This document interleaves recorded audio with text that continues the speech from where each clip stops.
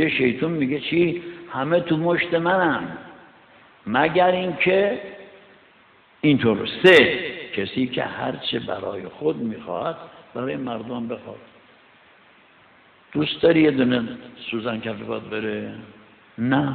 خب چرا دوست داری یه جواردوز بره تو چش کس دیگه؟ بد نخواه، بد نخواه. جوانا انقدر با اینترنت چت و پرت نکنید، چه دختر چه پسر. دیشب داشت نشون میداد، من خیلی ناراحت شدم.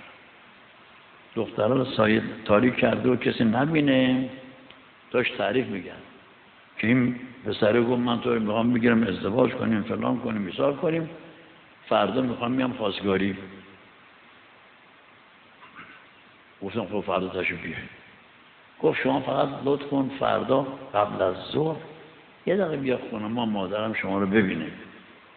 اون بنده خدا مریضه نمیتونه بیاد. میگه من گفتم بابا، گفت نه اگه مریضه دیگه تو بیا پیش از ظهر اون تو رو ببینه، بعد از ظهر ما میام خواستگاری. میگم در حیات گرفتم دیدم میترسم، ولی رفتم تو، دیدم 4-5 تا جوان گردن کلفتن، کار از کار گذشت. خانواده ها مواظب دختراشون باشن، خانواده ها مواظب پسراشون باشن. دختر حواسون جمع باشه، پسر حواسون جمع باشه. هر دست که دادی همون دست گرفتی، فردا میزنه که گرفتی. با دو دختر همچون کردی، کسی دیگه با 20 تا فلان با دو زن خود کرده. موسی میگه اگر میخوای زن سالم باشه به زن مردم کار نداشته باش، حواس جمع باشه.